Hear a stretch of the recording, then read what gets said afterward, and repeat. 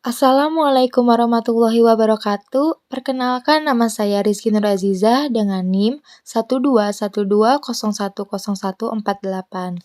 Kepada Bu Neng Gustini MPD MAG selaku dosen pengampu bimbingan konseling, serta teman-teman yang selalu saya cintai, semoga kalian selalu berada dalam lindungan Allah dan sehat selalu. Baik, di sini izinkan saya untuk memaparkan materi mengenai teknik-teknik bimbingan dan konseling.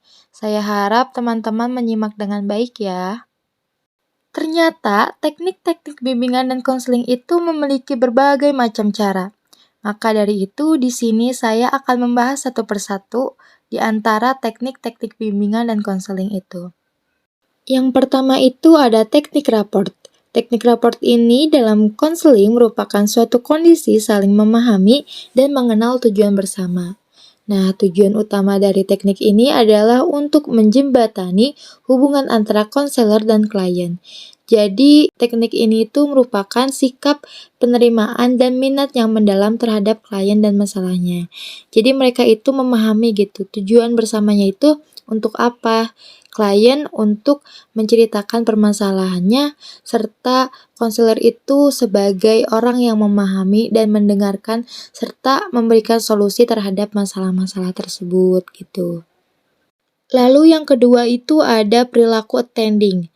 Perilaku attending itu merupakan suatu keterampilan atau suatu sikap seperti menghampiri, menyapa, lalu membuat klien betah dan mau berbicara dengan konselor. Nah, ciri-ciri attending ini yang baik biasanya adalah seperti menganggukkan kepala apabila menyetujui pernyataan klien, lalu ekspresi wajah yang tenang, ceria, dan senyum gitu. Lalu posisi tubuh itu agak condong ke arah klien, lalu jarak antara konselor dan klien itu berdekatan gitu.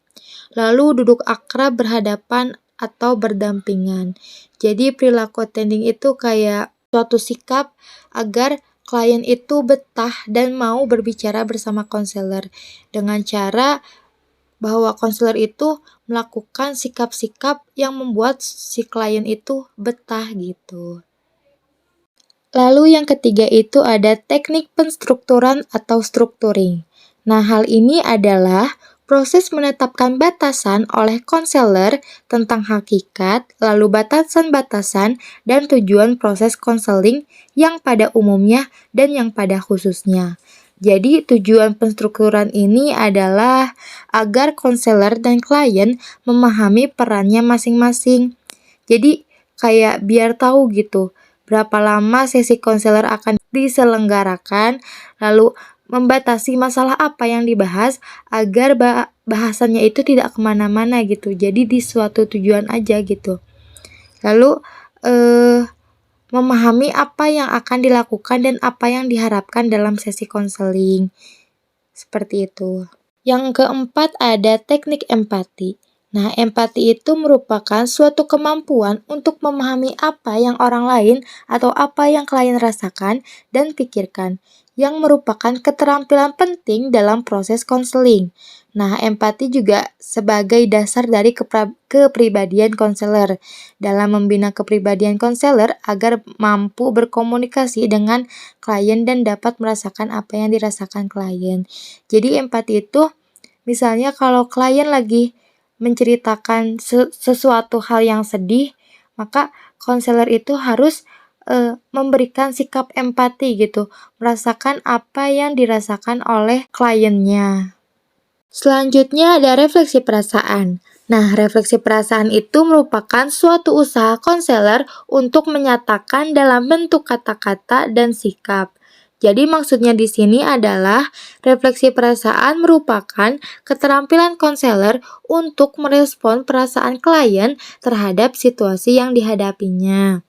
Nah, kemampuan ini akan mendorong dan merangsang klien untuk mengemukakan segala sesuatu yang berhubungan dengan masalah yang sedang dihadapinya. Misalnya, si klien itu sedang menceritakan hal-hal yang sedih kepada si konselor. Nah, konselor itu memberikan refleksi perasaannya gitu, seperti memegang tangannya untuk menguatkan atau memberikan kata-kata seperti apa yang kamu alami, terus apa yang kamu rasakan. Nah, lalu si klien ini menceritakan masalah-masalahnya, dan sikap tadi si konselor itu merupakan suatu refleksi perasaan. Selanjutnya ada teknik eksplorasi. Nah, teknik eksplorasi ini merupakan keterampilan konselor untuk menggali perasaan, pengalaman, dan pikiran klien. Hal ini itu penting gitu untuk dilakukan. Kenapa? Karena banyak klien itu menyimpan rasa batin, lalu menutup diri atau tidak mau mengemukakan pendapatnya. Dengan teknik inilah bisa memungkinkan gitu klien itu untuk bebas berbicara tanpa rasa takut, tekanan, dan ancaman gitu. Teknik eksplorasi ini bisa saja dengan kata-kata seperti, lalu apa yang terjadi setelah itu? Nah, hal-hal itulah yang mengulik atau menggali agar si klien ini semakin bebas bercerita dan mengemukakan pendapatnya. Atau bisa saja dengan tanggapan-tanggapan lain yang tujuannya itu untuk menggali lebih dalam tentang cerita si klien. Selanjutnya ada teknik paraphrasing. Nah, teknik paraphrasing ini bertujuan untuk mengatakan esensi atau inti ungkapan dari klien. Nah, misalnya si klien itu sudah memutus pembahasannya, lalu si konselor ini memberikan tanggapan inti gitu, seperti kayak, oh jadi permasalahan kamu ini seperti bla bla bla gitu, inti dari cerita si klien tersebut gitu. Nah, itulah yang dimaksud dengan teknik paraphrasing. Selanjutnya ada teknik bertanya. Nah, jadi konselor itu harus memiliki keterampilan bertanya. Kenapa? Karena secara umum konselor itu kesulitan gitu untuk membuka percakapan dengan klien. Karena konselor itu bukan cenayang ya kalau ininya mah. Jadi konselor itu tidak bisa menduga apa permasalahan si klien. Maka dari itu, konselor harus memiliki teknik bertanya seperti, jadi apa yang sedang kamu alami saat ini? Lalu, permasalahan apa yang sedang kamu hadapi?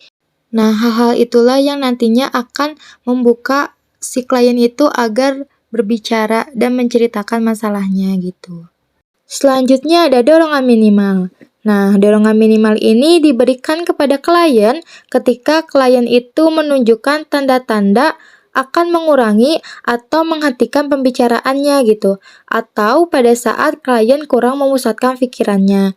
Nah, konselor bisa saja memberikan kata-kata seperti, "Oh ya, lalu terus apa yang terjadi?" Nah, hal-hal itulah yang nantinya si klien itu tidak menghentikan pembicaraannya atau tetap memusatkan pikirannya gitu. Nah, itulah yang dimaksud dengan dorongan minimal. Selanjutnya ada interpretasi. Nah, interpretasi ini merupakan suatu usaha konselor untuk mengulas pikiran, perasaan, perilaku, atau pengalaman klien berdasarkan atas teori-teori tertentu. Jadi misalnya kalau si klien itu udah menceritakan masalahnya, nah si konselor ini memberikan tanggapannya berdasarkan atas teori-teori tertentu gitu. Nah, itu yang dimaksud dengan interpretasi. Nah, selanjutnya ada teknik mengarahkan. Teknik mengarahkan ini adalah proses konseling yang memerlukan partisipasi secara penuh dari klien, dan hal itu harus ada ajakan dan arahan dari konselor. Jadi, konselor itu harus mengarahkan si klien untuk bercerita atau memberikan partisipasi penuh, karena kalau misalnya tidak ada arahan dari si konselor dan si klien itu tidak mau berbicara, maka konseling ini tidak akan terjadi gitu. Maka dari itu, konselor itu harus mempunyai teknik mengarahkan gitu agar berjalannya konseling secara baik, dan si kliennya juga mau untuk berpartisipasi secara penuh. Selanjutnya itu ada teknik menyimpulkan sementara atau summarizing. Nah, summarizing ini sama aja kayak tadi paraphrasing gitu. Nah, kalau misalnya paraphrasing itu kan memberikan intinya. Nah, kalau misalnya teknik menyimpulkan sementara itu menyimpulkan hanya untuk sementara aja. Nah, biasanya kan kalau misalnya dalam proses konseling harus ada waktu tertentu konselor itu memberikan kesimpulan kepada klien agar pembicaranya itu maju secara bertahap gitu. Jadi itu perbedaannya antara summarizing dan paraphrasing gitu. Kalau summarizing itu menyimpulkan sementara, kalau misalnya paraphrasing itu memberikan inti gitu. Nah, selanjutnya ada teknik lead atau memimpin. Jadi konselor itu harus mampu memimpin arahan pembicaraan sehingga tujuan konseling itu bisa tercapai secara efektif dan efisien. Kalau misalnya suatu konselor tidak memiliki teknik memimpin, maka bimbingan konselingnya itu tidak akan berjalan secara efektif gitu. Karena dalam setiap pembicaraan itu harus ada yang memimpin, yang bisa mengarahkan gitu. Maka dari itu, konselor itu wajib memiliki teknik lead atau memimpin. Nah, selanjutnya ini ada teknik fokus. Teknik fokus ini harus dimiliki oleh konselor. Kenapa seperti itu? Karena kalau misalnya konselor tidak fokus terhadap pembicaraan dari si klien, maka nanti pada akhirnya klien pun tidak akan mendapatkan solusi terhadap pembicaraan tadi gitu. Maka dari itu, konselor itu diwajibkan untuk fokus terhadap pembicaraan bersama klien, sehingga konseling ini akan berjalan secara efektif dan nantinya akan memberikan solusi kepada si klien tersebut gitu. Selanjutnya ada teknik konfrontasi. Nah, teknik konfrontasi itu merupakan suatu teknik yang menantang klien untuk melihat adanya ketidakkonsistenan antara perkataan, perbuatan, atau ide awal dan ide berikutnya. Jadi maksudnya itu, teknik konfrontasi merupakan keterampilan konselor untuk membantu klien dalam menyadari adanya kesenjangan gitu, adanya salah nih ternyata antara kata dan perbuatan atau bahasa badan, pikiran, tindakan, dan perasaan klien, sehingga klien itu dapat mengubah perilakunya menjadi terarah dan menjalaninya dengan baik gitu. Selanjutnya ada teknik menjernihkan atau clarifying teknik. Nah, teknik ini tuh merupakan teknik yang dilakukan konselor dengan mengklarifikasi ucapan klien yang tidak jelas, samar-samar, atau agak meragukan. Jadi misalnya dalam konseling itu ada perkataan klien yang agak samar-samar atau nggak jelas gitu. Nah, maka ada teknik menjernihkan atau pembenaran dari si konselor gitu. Nah, itulah yang dinamakan dengan teknik menjernihkan atau clarifying teknik. Selanjutnya ada teknik memudahkan atau facilitating. Nah, ini tuh merupakan suatu teknik membuka komunikasi agar si klien itu mudah berbicara dengan konselor dan menyatakan perasaan, pikiran, dan pengalamannya secara bebas gitu. Kemudian ada teknik diam. Nah, teknik diam ini bertujuan untuk menanti klien yang sedang berpikir sebagai proses apabila klien itu berbicara berbelit-belit. Nah, jadi kalau misalnya si klien ini sedang berpikir atau berproses gitu, konselor harus melakukan teknik diam sebagai suatu menghargai gitu kepada klien yang sedang berpikir gitu. Selanjutnya ada mengambil inisiatif. Nah, pengambilan inisiatif itu perlu dilakukan oleh seorang konselor gitu ketika sang klien kurang bersemangat untuk berbicara dan condong lebih sering diam dan kurang berpartisipatif gitu. Lalu selanjutnya ada memberikan nasihat. Nah, dalam konseling ini, pemberian nasihat sebaiknya dilakukan apabila sang kliennya yang meminta gitu. Akan tetapi, konselor tetap harus mempertimbangkannya meskipun diminta, karena dalam konseling lebih baik konselor itu tidak memberikan nasihat, karena hal itu jauh lebih baik dibandingkan konselor memberikan nasihat kepada klien, karena kita tidak pernah tahu sebenarnya apa yang dirasakan oleh klien. Kalau misalnya memberikan nasihat-nasihat, bisa saja klien malah menjadi kepikiran gitu, maka lebih baik tidak memberikan nasihat jika tidak diminta, dan meskipun diminta pun pertimbangkan lebih baik lagi. Lalu ada pemberian informasi. Nah, konselor itu harus secara jujur gitu. Kalau misalnya nggak tahu informasi, katakan tidak tahu informasinya. Meskipun tahu dan klien memintanya, lebih baik untuk sang klien lah yang mencari informasi tersebut gitu. Nah, selanjutnya ada merencanakan. Jadi, menjelang akhir konseling, konselor itu harus membantu klien untuk membuat suatu rencana atau program untuk melakukan suatu tindakan guna memecahkan masalah yang dihadapinya. Jadi misalnya kayak, jadi ini mau gimana nih rencananya? atau jika kedepannya mau seperti apa gitu, atau menjadwalkan pertemuan-pertemuan selanjutnya gitu. Nah, selanjutnya ini ada menyimpulkan. Kalau di awal tadi kan ada paraphrasing sama summarizing. Kalau paraphrasing itu kan memberikan inti sementara, summarizing itu menyimpulkan sementara. Nah, kalau menyimpulkan ini, yang di bagian ini tuh menyimpulkan di akhirnya gitu, secara keseluruhan. Jadi pada akhir konseling, klien dan konselor itu membuat kesimpulan atau konselor itu membantu klien untuk membuat suatu kesimpulan yang menyangkut bagaimana keadaan perasaan klien saat ini, terutama menyangkut kecemasan akibat masalah yang terjadi terhadap klien.